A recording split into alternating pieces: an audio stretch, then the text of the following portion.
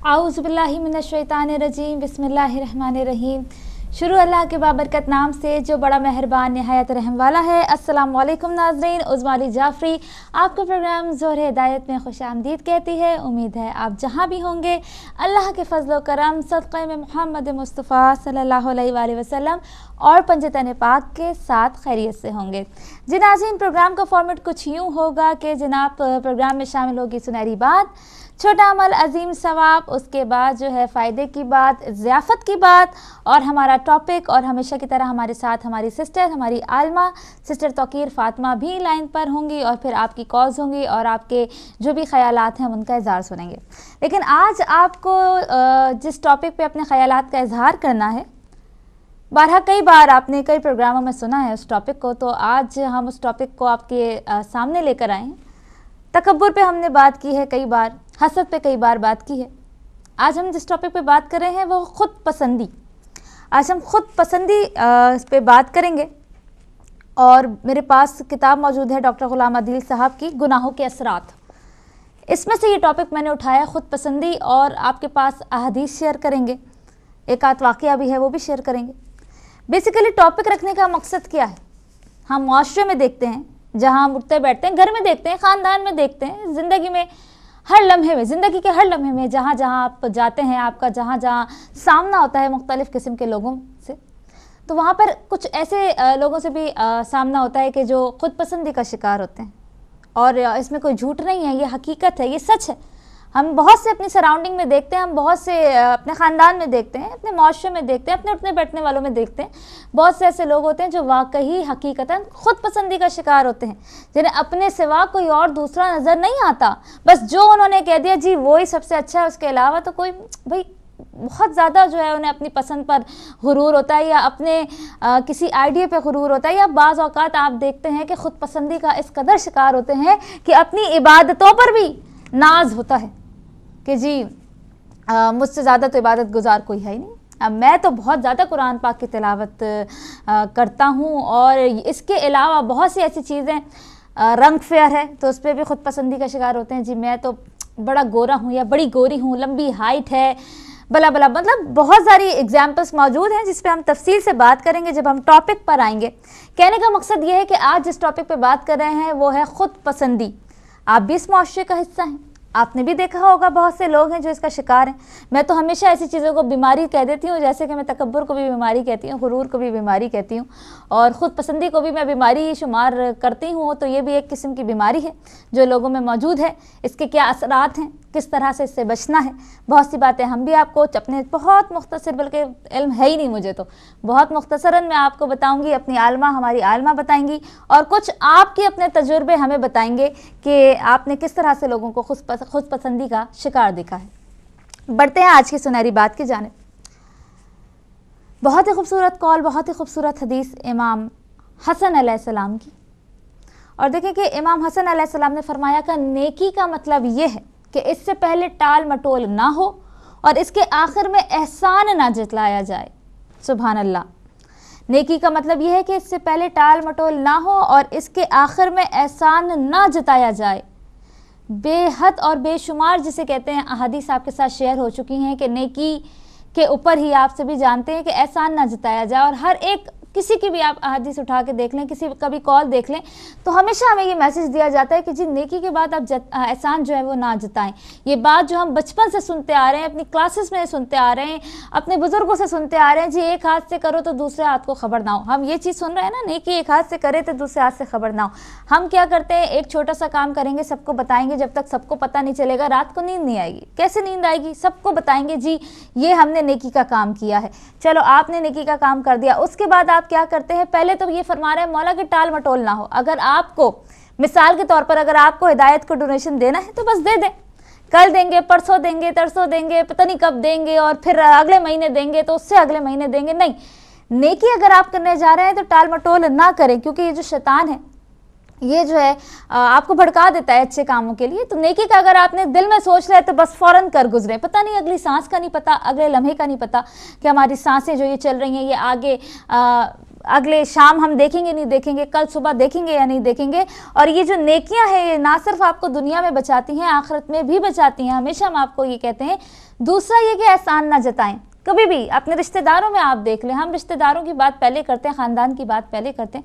मुआशरे वाले जो दूसरे लोग होते हैं वो तो ऐसे काम नहीं करते। ज़्यादातर ये ख़ानदानों में ये बातें हमने देखी हैं कि जनाब बेटी की शादी करा दी, चचा ने अगर भतीजी की शादी करा दी और कुछ पैसे दे दिए तो बस उस भतीजी की तो जान समझे अजाब में आ गई सारी ज़िंदगी के लिए। उसको ताने पड़ते रहते हैं, हमने तुम्हारी शादी कराई, हमने तुम्हारा खर्चा कराया, हमने तुम्हारी शादी कराई, हमने तुम्हें जहेज़ दिया, हमने तुम्हें पैसे दिए। फिर नेकी किस काम की जब आपने एहसान जता दिया। किसी को आप तालीम दिलाते हैं, ग्रेजुएशन आपने करा दी, चंद पैसे दे दिए, आज हमारी बदौलत तुम पढ़े लिखे हो, हम तुम्हें पैसे ना देते तो तुम्हारी तो ग्रेजुएशन बहुत इम्पॉसिबल थी, तुम तो पढ़ ही नहीं सकते थे। हमारी वजह से, मेरी वजह से ये जो मैं है, ये जो अना है, और वही बात है खुद पसंदी भी इसी में आती है कि जी हम करने वाले हैं। हम नहीं, करने वाली ज़ात तो अल्लाह रब्बुल इज़्ज़त की है।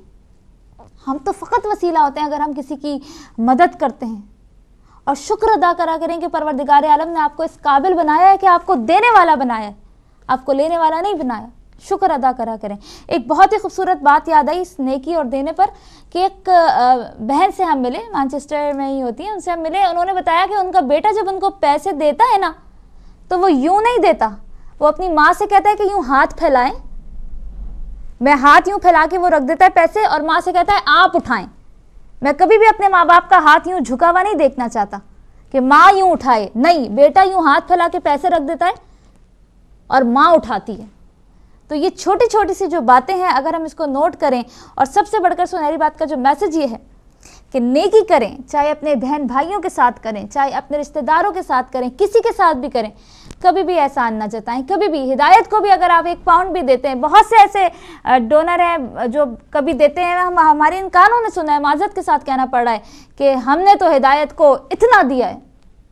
अल्लाह अकबर, ये इन कानों ने सुना है। देने वाली ज़ात अल्लाह रब्बुल इज़्ज़त की है, ये हमेशा याद रखें। हम जो हैं वो वसीला हैं। कभी भी कोई नेकी करें, टाल मटोल ना करें, और आखिर में एहसान ना जताएं, और हमेशा शुक्र अदा करें परवरदिगार आलम, पालने वाले, तूने हमें देने वाला बनाया है और कभी किसी का मोहताज ना बनाना। जी नाज़रीन, ये है सुनहरी बात। बढ़ते हैं आज के अगले सेगमेंट छोटा अमल अजीम सवाब की जानिब। अब तक हम आपके साथ छोटा अमल अजीम सवाब में कुरान पाक की सूरतों के ज़ाहिर फ़ज़ाइल बयान कर रहे हैं, और उसमें से हम सूरह नंबर 12 यानी कि सूरह यूसुफ तक पहुंच चुके थे और उसके फ़ज़ाइल हमने आपके साथ बयान कर दिए थे।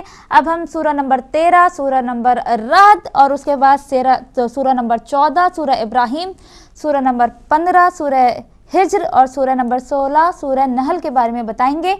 और ज़ाहिर है कि आपको बहुत खुशी होगी जब आप इन फ़ज़ाइल को सुनेंगे और इन अहदीस को सुनेंगे और आप फिर कुरान पाक की तिलावत करेंगे। एक रिक्वेस्ट मेरे पास आई है कि शायद मैं बहुत तेज़ बताती हूँ तो थोड़ा सा स्लो बताऊँ या 2 दफ़ा बताऊँ, क्योंकि बहुत सी हमारी बहन जो लिख रही होती हैं वो मिस कर जाती हैं। माजरत चाहती हूँ, वाकई तेज़ स्पीड है और इसमें कोई शक नहीं है। थोड़ा सा कंट्रोल करते हैं, नेचुरल है, अब क्या करें, बनावट है नहीं भाई, हम नेचुरल, और जो भी है वो नेचुरल है। बहरहाल हाँ, कोशिश करूँगी कि मैं उसको 2 दफ़ा रिपीट करूँ ताकि जो लिखने वाले हैं वो आराम से लिखें। अच्छा, सूरह राद सूरह नंबर जो है 13 है कुरान पाक की, और मदीने में नाजिल हुआ है ये सूरा। और उसके बाद हदीस आपके साथ शेयर करते हैं कि इमाम जाफ़र सादिक अलैहिस्सलाम फरमाते हैं, जो सूरह राद की बहुत ज़्यादा तिलावत करेगा तो खुदा उसे कभी भी बिजली की कड़क के अजाब में मुब्तला ना करेगा, ख्वाह वो नासबी ही क्यों ना हो। लेकिन अगर वो मोमिन हो तो उसे बग़ैर हिसाब व किताब जन्नत में दाखिल करेगा, और वो अपने ख़ानदान और जान पहचान के लोगों की शिफाअत करेगा तो उसकी शिफाअत कबूल होगी। सुभान अल्लाह। फ़कत आप सूरह राद की आपने तिलावत की है तो क्या आपको फ़ायदे मिल रहे हैं? परवरदिगार क्या आलम क्या फरमा रहा है कि अगर आप मोमिन हैं तो बग़ैर हिसाब किताब के जो आप जन्नत में दाखिल होंगे, और शिफाअत अपने ख़ानदान और अपने जान पहचान के लोगों की अगर आप शिफाअत करेंगे तो उसकी शिफाअत जो है वो कबूल होगी। सुभान अल्लाह। कि दुनिया की चीज़ों के पीछे भागे चले जा रहे हैं, माल मिल जाए, दौलत मिल जाए, औलाद मिल जाए, ख़जाना हाथ आ जाए, जॉब लग जाए, हम दुनिया की परेशानी में जो है वो बस लगे पड़े। आखिरत की फ़िक्र ही नहीं। और ये सूरत है जो हम आपको बता रहे हैं हदीस इमाम जाफर सादिक की कि आप जो है बग़ैर हिसाब किताब की जन्नत में दाखिल होंगे। ना सिर्फ आपकी बल्कि आपके ख़ानदान और जान पहचान के लोगों की भी शिफाअत कबूल होगी। फ़कत क्या करना है कि सूरह रअद की तिलावत करनी है। और मुझे उम्मीद है कि ज़ाहिर कुरान पाक आप पढ़ रहे हैं रमज़ान में, तो सूरह रअद की आपने तिलावत ज़रूर की होगी या भी करने वाले होंगे। आगे बढ़ते हैं, इमाम इसकी एक और हदीस आपके साथ शेयर करेंगे कि इमाम जाफर सादिक अलैहिस्सलाम फरमाते हैं कि बच्चे के सुकून और उसके गिरिया ना करने के लिए इस सूरा को लिखकर बच्चे के गहवारे में रख दें तो बच्चा रोना बंद कर देगा और सुकून व करार पाएगा। सुभान अल्लाह। बड़े कॉल्स आती हैं, ऑन एयर भी आई हैं और वैसे भी आती हैं कि बच्चे बड़ा रोते हैं, सुकून नहीं मिलता है, शोर मचाते हैं, या छोटे बच्चे जो हैं जो झूले में सोते हैं या कॉट में सोते हैं। तो बहुत ही आसान हल देखें, इमाम जाफर सादिक की हदीस में मौजूद है कि आप फरमा रहे हैं मौला कि बच्चे के सुकून और उसके गिरिया ना करने के लिए, अगर बच्चे को सुकून नहीं है, बहुत ज़्यादा ही रोता है, बहुत ज़्यादा परेशान है, तो फिर आप इस सूरह को लिख कर, फिर हम रिपीट करेंगे, लिख कर सूरह रअद को लिख कर आपने जो है बच्चे के कॉट में या झूले में जो है वो रख दें तो बच्चा रोना बंद कर देगा और सुकून व करार पाएगा। सुभान अल्लाह। तो जिनके भी छोटे बच्चे हैं और वो परेशान कर रहे हैं और उन्हें सुकून नहीं मिल रहा है, तो आप उनके लिए सूरह रअद को लिख कर आप रखें कॉट में, तो इंशाअल्लाह आपका बच्चा सुकून व करार पाएगा। और फिर वही बात है कि हदीस में मौजूद है तो फिर कोई शक व शुबह की जो है गुंजाइश रहती ही नहीं है। रेफरेंसेस भी हमारे पास मौजूद हैं, अगर किसी को चाहिए हो तो ज़रूर हम उनको प्रोवाइड करेंगे। आगे बढ़ते हैं सूरह रअद के बारे में ही। सूरह रअद की तिलावत अगर हम करेंगे, और ज़ाहिर है कि एक दफ़ा तो ज़रूर ही करेंगे या कर ली होगी अब तक कुरान पाक की तिलावत जो भी कर रहा है, सहरी में कोई करते हैं, कोई अफ्तारी में करते हैं और कोई दिन में जब भी टाइम मिलता है तब करते हैं। अच्छा, नबी करीम सल्लल्लाहु अलैहि वसल्लम फरमाते हैं जो भी सूरह रअद की तिलावत करेगा उसे गुज़िश्ता और आइंदा आने वाले हर बादल की तादाद के बराबर 10 नेकियां दी जाएंगी। हर बादल की तादाद के 10 बराबर नेकियां दी जाएंगी और वो रोज़े क़यामत खुदा के अहद का ईफा करने वालों में शुमार होगा। सुभान अल्लाह। कि अगर आप सूरह रअद की तिलावत करेंगे तो जो पिछले बादल गुजरे हैं या जो आइंदा बादल हैं उनकी तादाद के बराबर 10 नेकियां आपको अता की जाएंगी फ़कत सूरह रअद की तिलावत करने से। और सूरह रअद के बारे में हमने आपको बताया कि शिफाअत होगी आपके पूरे ख़ानदान की शिफाअत कबूल की जाएगी, बिला कोई हिसाब व किताब नहीं होगा, आप डायरेक्ट जन्नत में दाखिल होंगे। और उसके बाद बच्चे के सुकून के लिए गिरिया अगर कर रहा है, इसको सुकून नहीं है, करार नहीं है, छोटा बच्चा है, तो उसके लिए, और उसके बाद ये कि अगर आपको अपनी नेकियों में इजाफा करना है तो तब भी सूरह रअद की तिलावत करें। SMS का सिलसिला जो है आना शुरू हो गया है, लेकिन हम इसको बाद में जो है शामिल करेंगे। पहले हम अपने सेगमेंट को कंप्लीट करेंगे। सूरह इब्राहीम, सूरह रअद के बाद हम आपके साथ शेयर करेंगे सूरह इब्राहीम और सूरह नंबर 14 कुरान पाक की। और सूरह इब्राहीम जो है वो मक्का में नाजिल हुआ है और उसके बाद आपके सामने बताते हैं, हदीस शेयर करते हैं। बहुत ही खूबसूरत हदीस है माशाल्लाह। इमाम जाफर सादिक अलैहिस्सलाम फरमाते हैं कि जो शख्स जुम्मे वाले दिन, आज जुम्मा है, जुम्मे की बेइंतहा आपको मुबारकबाद, जो शख्स जुम्मे वाले दिन सूरह इब्राहीम और सूरह हिज्र, सूरह इब्राहीम के बाद ही आती है, और जो शख्स जुम्मे वाले दिन सूरह इब्राहीम और सूरह हिज्र यानी कि सूरह नंबर 14 और सूरह नंबर 15 कि 2 रकतों में तिलावत करेगा तो वो कभी भी फ़क्र, दीवानगी और मुसीबत से दो चार नहीं होगा। यानी कि कभी भी फ़क्र नहीं देखेगा, दीवानगी यानी कि आप दीवानगी कह लेंगे, पागलपन या डिप्रेशन एक हद से बढ़ जाए, वो नहीं देखेगा, और कभी भी मुसीबत से दो चार नहीं होगा। अच्छा, ऑनेस्टली हमारी ये बात समझ में नहीं आई कि जो शख्स जुम्मे वाले दिन सूरह इब्राहीम और सूरह हिज्र की 2 रकतों में तिलावत करे। तो जब ये बात हमारी समझ में नहीं आई तो हमने राब्ता किया ज़ाहिर है मौलाना डॉक्टर गुलाम अदील से, और उनसे इसकी जो है तफसील बयान की, तो उन्होंने हमें इस तरह से समझाया, और वही बात हम आपको बताएंगे कि यानी कि जुम्मे वाले दिन आपने 2 रकत नमाज पढ़नी है, तो अलहम्द के बाद पहली रकत में अलहम्द के बाद सूरह इब्राहीम और सूरह हिज्र की तिलावत करी, और फिर दूसरी रकत में फिर अलहम्द के बाद सूरह इब्राहिम और सूरह हिज्र की तिलावत करनी है। यानी कि दोनों रकतों में आपने अलहम्द के बाद इन दोनों सूरतों की सूरह नंबर 14 और सूरह नंबर 15 की तिलावत करनी है। तो मौला इमाम जाफर सादिक फरमाते हैं कि वो कभी भी फ़क्र यानी कि गरीबी और फ़कीरी नहीं देखेगा, दीवानगी यानी कि दीवानगी इस सेंस में आप ले लें कि जब कोई डिप्रेशन का शिकार हो जाता है तो बहुत ज़्यादा उसकी हालत बिगड़ जाती है, उसको भी आप उस सेंस में भी ले सकते हैं।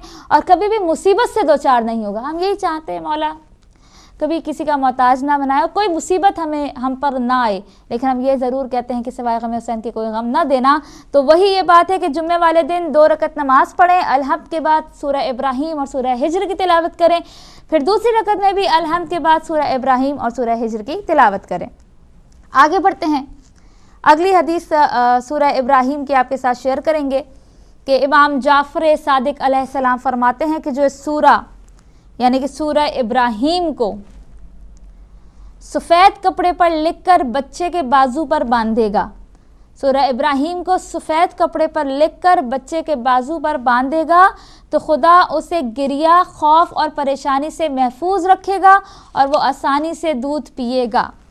छोटे बच्चों की जो भी प्रॉब्लम्स होती है, दूध नहीं पीते या रोते हैं या परेशान करते हैं या उन्हें सुकून नहीं मिल रहा है, तो उसके लिए भी सूरह इब्राहिम मौला इमाम जाफर सादिक फरमा रहे हैं कि जो इस सूरह इब्राहिम को सफ़ेद कपड़े पर लिखकर बच्चे के बाजू पर बांध देगा तो खुदा उसे गिरिया, खौफ और परेशानी से महफूज रखेगा और वो आसानी से दूध पिएगा। मुझे उम्मीद है आपने नोट कर लिया होगा। आगे बढ़ते हैं कि अब जाहिर है सूरह इब्राहिम की तिलावत करेंगे तो सवाब कितना मिलना है। जैसे कि हर सूरत में आप तक सुनते आ रहे हैं, आज माशाल्लाह 16वां रमज़ान हो गया है, 16 रोज़े हमारे हो चुके हैं और आप हर सूरत के फ़ज़ाइल जो है वो सुनते आ रहे हैं कि कौन सी सूरत की तिलावत करेंगे तो कितनी नेकियों का सवाब मिलेगा, हर एक की उम्मत का सवाब मिलेगा। आप सारे फ़ज़ाइल सुनते आ रहे हैं तो ज़ाहिर है सूरह इब्राहिम का भी हम आपके साथ शेयर करेंगे। नबी करीम रहमतुल्लिल आलमीन सल्लल्लाहु अलैहि वसल्लम फरमाते हैं कि जो शख्स सूरह इब्राहिम और हिज्र की तिलावत करेगा, सूरह इब्राहिम के बाद सूरह हिज्र है, अभी इस पर भी हमें आना है, तो तिलावत करेगा तो उस बुत परस्ती करने और बुत परस्ती ना करने वालों की तादाद के 10 बराबर नेकियां अता की जाएंगी। सुभान अल्लाह के जो बुत परस्ती करते हैं और बुत परस्ती नहीं करते उन सब की तादाद वालों की तादाद के 10 बराबर नेकियां अता की जाएंगी। और उसके बाद आगे बढ़ते हैं, इमाम जाफर सादिक अलैहिस्सलाम ये भी इरशाद फरमाते हैं कि जो सोते वक्त इस सूरह की तिलावत करे, यानी कि सोने से पहले आप सूरह इब्राहिम की तिलावत करेंगे या उस पर या इस सूरह की तिलावत की जाए, यानी कि जो सोते वक्त इस सूरह की तिलावत करे या तिलावत कर कर आप किसी पर फूकें और या लिखी हुई सूरह उसके पास हो या आप सूरह इब्राहिम लिखकर अपने पास रखें तो फिर वो इताअत गुजारों में शुमार होगा उसका। सुभान अल्लाह, उसका शुमार जो है वो इताअत गुजारों में होगा। और कितने ही इसके फ़ज़ाइल हैं सूरह इब्राहिम के कि आप अगर जिस तरह से हमने बताया 2 रकत में पढ़ेंगे तो आपके घर से फ़कीरी दूर जाएगी, आप किसी के मोहताज नहीं होंगे, आप पर कोई मुसीबत नहीं आएगी। और उसके बाद जो बच्चे हैं, छोटे हैं, रोते हैं, तकलीफ़ है, कोई भी प्रॉब्लम है और परेशानी है, खौफ करते हैं, छोटे बच्चे डर जाते हैं, गिरिया करते हैं, खौफ करते हैं, परेशानी है जो भी, तो उसके लिए भी अगर आप सफ़ेद कपड़े पर लिखें कर उनके बाजू में बांधेंगे तो वो परेशानी भी दूर होगी। और उसके बाद क्या फरमा रहे हैं मौला कि सोते वक्त इस सूरह की तिलावत करें तो फिर आप इताअत गुजारों में जो है आपका शुमार होगा। जी आगे बढ़ते हैं और उसके बाद आगे अगली सूरह आपके साथ शेयर करेंगे। और देखें रिपीट की जो भी हमारे पास रिक्वेस्ट है तो हमने यही आपसे कहा है कि इंशाअल्लाह कोशिश करेंगे कि रिपीट करते हुए भी आगे बढ़ें। लेकिन मेरी ख्वाहिश थी, परवरदिगार आलम ज़िंदगी दे, मेरी ख्वाहिश थी कि मैं इस पूरे रमज़ान में इसको कंप्लीट कर सकूं, लेकिन ये इम्पॉसिबल है, बिल्कुल भी पॉसिबल नहीं है। लेकिन आगे इंशाल्लाह ये सिलसिला रुकेगा नहीं, ये सिलसिला आगे जारी रहेगा। सुबह हिदायत में हमेशा हम कहते हैं और रिपीट की जो भी रिक्वेस्ट आ रही है उसके लिए मैं यही गुजारिश करूँगी कि कोशिश ज़रूर करूँगी कि मैं रिपीट करूँ, लेकिन अगर मैं रिपीट ना कर सकी तो फिर आइंदा के अगले प्रोग्रामों में सुबह हिदायत में आप ज़रूर देखिएगा, उसमें रिपीट का सिलसिला ज़रूर हम रखते हैं और उसको ज़रूर जो है वो रिपीट का सिलसिला भी जारी रखेंगे। अभी सूरह बकरा की मैंने बताया था फालिश के लिए, तो उसकी रिपीट की आया था तो वो मैं ज़रूर करूँगी। उससे पहले मैं आगे बढ़ती हूँ और ब्रेक का वक्त भी होने वाला है, बल्कि 2 मिनट ही हैं। बेहतर है कि मैं सूरह हिज्र के बारे में बताने से पहले आपको सूरह बकरा का जो रिपीट की रिक्वेस्ट आई है उसको मैं बताती चलूँ। अच्छा, रावी कहता है कि मैंने इमाम अली रज़ा अलैहिस्सलाम को ये फरमाते हुए सुना, ये रिपीट हम कर रहे हैं। ज़ाहिर है पहले हम ये बता चुके हैं कि जो सोते वक्त आयतल कुर्सी की तिलावत करेगा इंशाअल्लाह उसे फालिज होने का खौफ नहीं होगा, और जो इसे हर नमाज के बाद पढ़ेगा तो जहर इसे कोई आसेब नहीं पहुंचा सकेगा। ये हमने बताया था फालिज के लिए कि ज़ाहिर है आयतल कुर्सी आपने तिलावत करनी है रात को सोने से पहले। सोते वक्त अगर आप आयतल कुर्सी की तिलावत करेंगे तो आपको कभी भी फालिज होने का खौफ नहीं होगा, और आयतल कुर्सी के बजाते ख़ुद बेइंतहा फ़ज़ाइल है, और हमेशा अपने रूटीन में इसको शामिल करें। हर एक इंसान की आदत होती है कि ना कोई एक सूरा पढ़ता है, कोई नादे अली बहुत ज़्यादा पढ़ता है, कोई कुल वाला, कोई चारों कुल, कोई तो मैं बजाते ख़ुद हम ज़्यादातर जो है वो आयतल कुर्सी को का दामन जो है वो थामे हुए हैं। आयतल कुर्सी सुबह शाम दिन रात, घर से निकलते हुए आयतल कुर्सी, कहीं जा रहे हैं तो आयतल कुर्सी, प्रोग्राम शुरू करने से पहले आयतल कुर्सी, सोने से पहले आयतल कुर्सी। तो बस आयतल कुर्सी के भी आप फ़ायदे जब अपनी रूटीन में पढ़ना शुरू करेंगे तो आपको खुद ही जो है वो नज़र आ जाएंगे। तो ये हमने बताया था कि अगर आपको फालिज से महफूज रहना है तो सोने से पहले आयतल कुर्सी की आप तिलावत कर लें। जी, सूरह हिज्र के बारे में अब हमें बताना है, और सूरह हिज्र जो है वो पहले जो है वो मक्का में नाजिल हुआ। और आगे बढ़ते हैं और इसकी पहले तो इसके सवाब आपको बताते हैं कि अगर आप इसकी तिलावत करेंगे तो आपको क्या सवाब मिलेंगे। जो सूरह हिज्र की तिलावत करेगा अल्लाह सुब्हानहू तआला उसे महाजरीन और अंसार की तादाद के बराबर अज्र व सवाब अता करेगा। सुभान अल्लाह, महाजरीन और अंसार की तादाद के बराबर आपको सवाब मिलेगा। जो भी कोई सूरह हिज्र की तिलावत करेगा अल्लाह सुब्हानहू तआला उसे महाजरीन और अंसार की तादाद के बराबर सवाब अता फरमाएगा। तो कुरान पाक की ज़ाहिर तिलावत कर रहे हैं और सूरह हिज्र की भी तिलावत होगी, और जब आप सूरह हिज्र की तिलावत करेंगे तो क्या फरमा रहे हैं हमारे मौला, हमारे आका, हमारे नबी, कि जो सूरह हिज्र की तिलावत करेगा अल्लाह ताला उसे महाजरीन और अंसार की तादाद के बराबर सवाब इनायत फरमाएगा। जी, ब्रेक का वक्त हो गया है और नाज़रीन जो है ब्रेक पर भी हम जाने वाले हैं, और जैसे ही हम वापस आएंगे तो अपने इस सेगमेंट को कंप्लीट करेंगे और फ़ायदे की बात को भी कंप्लीट करेंगे। उसके बाद टॉपिक पर बात करेंगे। कहीं नहीं जाइएगा, हमारे साथ रहिएगा। लेते हैं छोटी सी ब्रेक।